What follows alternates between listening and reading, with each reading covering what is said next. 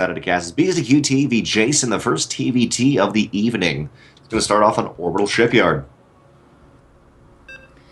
So TVT, I believe I've cast a TVT with Jason before. He's pretty decent at macro, if I remember correctly. Do you think he's going to do anything kind of crazy in this game, or do you think he's just going to play a normal style? On Orbital Shipyard, you do have a nice extra base in the back if you want to be able to take it, which would lend to a more macro style. But here on the top right-hand corner, we have, if I could know which one to go on, there we go. In the top right-hand corner, we have the yellow Terran, Beastyqt. We have the extra observer in here, so I'm like clicking on all the different ones. Like, I don't know who I'm supposed to be looking at. I just did that too, yeah. And spawning in the bottom left, we have got our blue Terran from Cloudem. It is Jason. So both players, really good Terran. This will be interesting to see. And to also see their, minor discrepancies in their builds. Yeah, we are in for a good series. Minor discrepancy in the early TVT build. I just want to have a conversation while he casts. See if I can throw him off, because he's doing some solo castings. Both players, of course, opening up a Reaper fast expand for a while. For a while, we saw a lot of originally we had like 3x Reaper into the meta of Reaper Hellion, which is able to counter that, and now we're getting into some more kind of Cyclone play and Banshee play. Generally, Cyclones are being mixed in TVT to be able to push back any of those drops, things like that, to stay safe. But we have seen a really interesting meta evolution at the moment, and it still kind of goes back to very, very basic macro plays, nothing too cheesy at the moment. Yep, everything pretty normal so far. Both Reapers, coming out at the same time, both command centers going out at the same time. It's pretty standard stuff. Very standard from both players. Reapers also coming on out. Neither one is too much more than the other one. Every once in a while, you will see a second Reaper, and it's kind of a funny thing where for a while we had 3x Reaper, and people were saying, okay, how do I identify that? Well, if a second Reaper comes on in, you gotta be careful. And then someone's like, hey, I'm gonna go 2x Reaper and just take a little bit of economy. So it's some wonky things. This map, there is some cool places where you can get a Reaper because of the middle and the high ground, and you have a defensive Reaper already from Beastyqt. Generally, you can take a slight lead. It looks like KD8 charge and first shot goes to Beastyqt. He's able to push out the first Reaper, and this is going to allow him to push across the map, get some damage done, and potentially even from these early fights, you can start to take leads with scouting, with just about everything with these Reapers. Yeah, and Jason, I don't think he's gotten much of a read on Beastyqt yet. He can probably assume what's going on, but, he doesn't know for sure. Beastyqt loses his first Reaper. The second Reaper is going to be pushed back, and Jason has to be very careful. Beastyqt taking that little bit more defensive stance, but already Beasty adding on a third CC. Very economic play. Both players are doing this, and it's kind of the meta on this map at the moment. Every once in a while, I'll see some Hellions mixed in to be very aggressive Reaper Hellion, but with the meta, as I was mentioning, shifting into kind of more macro early Reaper Marine, you don't have to worry quite as much of losing, just being steamrolled quickly from a few Hellions. Yeah, it looks like Hellion, we do have Hellions coming out from Beastyqt. He'll have at least one. Not sure how aggressive he's going to get with these. My guess is not many, because we do also, see, as you said, the third CC behind it. Reapers have to be very careful about their aggressive nature. Want to see me getting on in there to start healing up that supply depot. Beastyqt is to be really careful, but overall, with both players being in these macro stances, neither of them are really waiting for anything. Beastyqt isn't, okay, if I can only get a Cyclone, if I can only get a Hellion. They're both wanting to go into this macro mid to late game, which is unique for this map. Generally, we do see much more aggressive early game, whether it be Hellion Steamroll, as I was mentioning earlier, but I guess we have Tankovac, and oh, nice KD8 charge from Beastyqt. And Tankovac, I know David Kim wants to remove Tankovac, so I don't know what's going to happen with that. Yeah, there's been talk of it. I guess it's not officially yet, but, some people seem really for it, and some don't. I think it's alright in the current matchup. You can see right now there's no Tankovac cap. It's going to be Cyclones, because Cyclones are awesome. People are realizing how to utilize them much more, and they're good for chasing down Reapers, except for on this map, there's a lot of high ground the Reapers can jump up to. Yeah, as you said, there's a lot of places that Reaper can go up. Looks like it is going to be taken out there. Jason's Reaper does finally go down. You know, it did see the Hellion. It got a little bit off, but, you know, it did alright. Both players quite even overall, though Beastyqt has been significantly ahead just slightly through the majority of this game. But, as we are mentioning, very even, playing almost completely the same. This is a best of 32, so there's a lot of room for stuff to happen. It's like Jason is going to move out to secure his third, while Beastyqt again plays it slightly more defensively. Maybe a situation where he feels like he's the better player and is just making sure he doesn't cut any corners, which could lead to some failure. Yeah, it looks like both players at the moment pretty close to even. Their army supplies and their worker supplies pretty even. However, Jason did get his command center down a little bit faster. Beastyqt now landing his. But do you think that's going to make a huge difference here? Complete.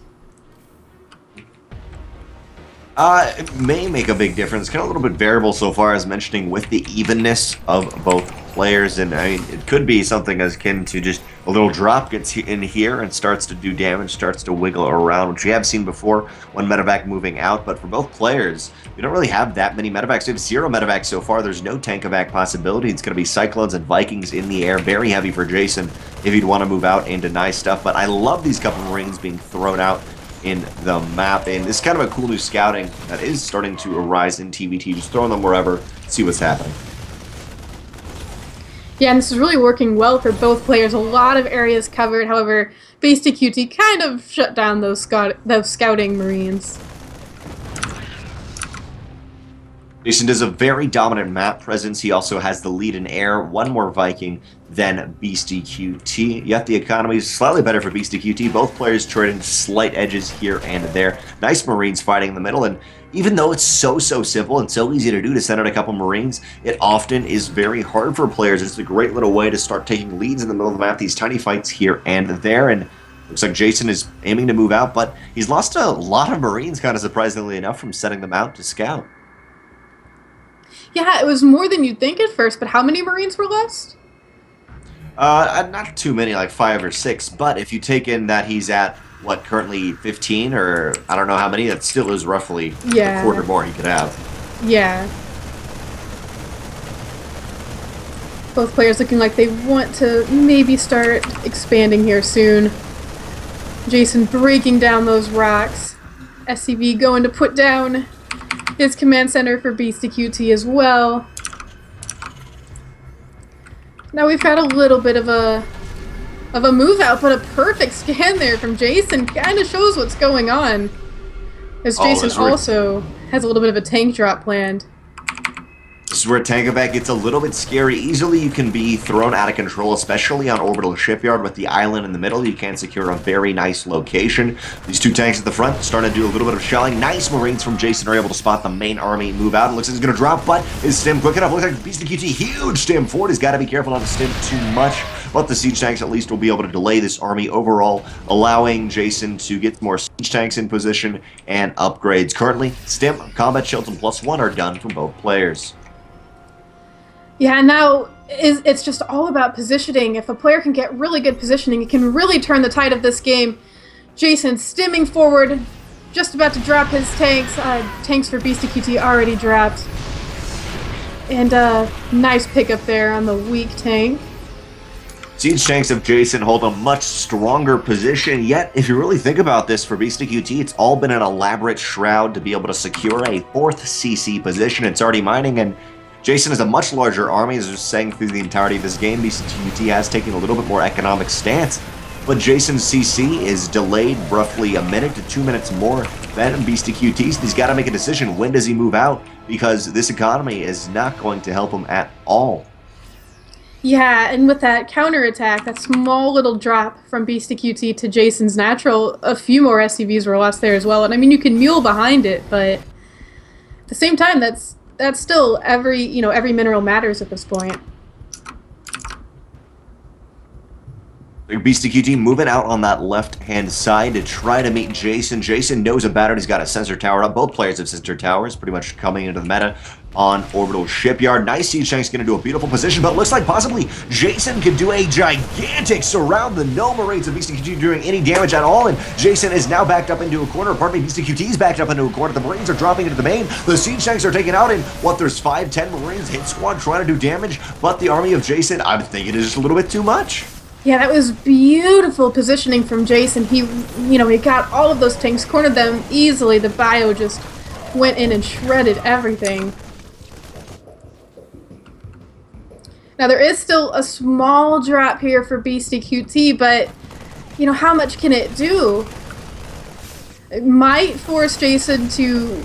At least hold back? Yeah, to at least stop him from going out, but Jason, he just keeps going forward. That is definitely not what's going to happen.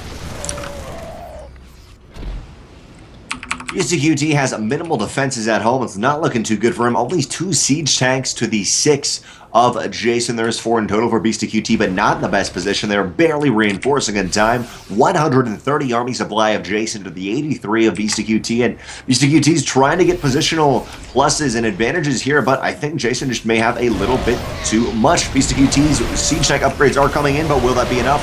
Oh man, Jason is so clumped up, but there's just so many siege tanks. Yeah, these siege tanks just doing so much damage to all this army. So SCVs were pulled, but they go back. They realize that this is a very dangerous position. Jason getting some really good positioning here, running up that ramp. He's gotten the mineral line. He's attacking the command center. He's really taking charge of all this. He is definitely taking charge. At the same time, Beastyqt's trying to take charge of it, but the planetary in the bottom right completely shuts down the pressure coming out of Jason, and Jason wipes out the third. And yes, there's a nice economy for Beastyqt in the top left-hand corner. 2 planetary fortresses. Beastyqt's just getting shoved back and back and back, and the army of Jason is just beautiful, and if Beastyqt's not careful, this 4th base position, now his 3rd base, is going to be donated to the cause of Jason. Yeah, this base going down pretty soon. No repairs yet, but if they were to repair, there they go. They might be under with that, tank the siege tanks outrange it, so barely the siege tanks may be able to do damage or take out the SCV. While all this is happening, the siege tanks are not shelling on the Marines of Beastyqt. This may be exactly what he needs, but there's no medevacs to support these Marines. Medevacs of Jason leapfrog his siege tanks back, and barely looks like Beastyqt is going to be able to push this back in a remarkable feat of tactics. Is able to take a very nice angle, but still, he's lost so much. 46 SCVs at Beastyqt, half the income to double the income for Jason. Yeah, and Jason, behind this, it looks like he lost a lot there, but behind this is just another even stronger army. He's got more tanks, he's got more Marines, and they're just moving on forward again. This army, it is 97 to 58 in favor of Jason. Jason has been playing so well, barely Beastyqt has held off the majority of these attacks, but he has sustained a lot of damage overall, losing about a 1/3 more than Jason has. But Jason moving in, beautiful concave with Marine siege tanks, and Jason not even sieged up because he's going to macro on through. GG, Jason takes game 1. And my oh my, these games so far today have been so even. Yeah, that was close for a while. Jason really, pulled out an edge when he got the surround on those tanks. That was a huge advantage for him. I think from there, he just kind of rolled with his advantage. But we'll see what the next game holds. Up next, not sure what the map is, but this is a best of 3, so there's leeway for these players. Of course, the winner of this tournament gets $40. The second place is $10, but a lot of RSL points are on the line, which provide seeding and opportunity to move on into the main RSL event, which will be happening starting next Thursday, or this Thursday, I guess, 1 week from today. Yep, I believe our first game is on the 11th. Yes, I think so.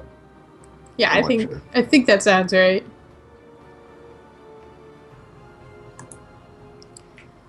We're just loading in here shortly, though. How are you doing, DrennoC?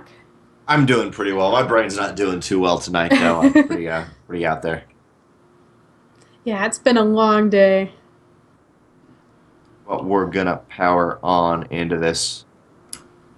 Keep going. I believe Game 2, Dusk Towers, very much the same as Orbital Shipyard, but if you can get some nice positional plays in the middle of the map, you can control it pretty darn easily. Just something we may see Beastyqt able to do. Yep, there's still a possibility for this to be tied up, and then we could definitely see a game 3. Both players very skilled, very likely that will happen. Here we go, loading on into it. Who do you want to win, Koshkii? Who are you feeling? You know, I do have a little bit of a favorite for Jason. He's a very cool person, but I don't like to play favorites. I feel weird as a caster doing so.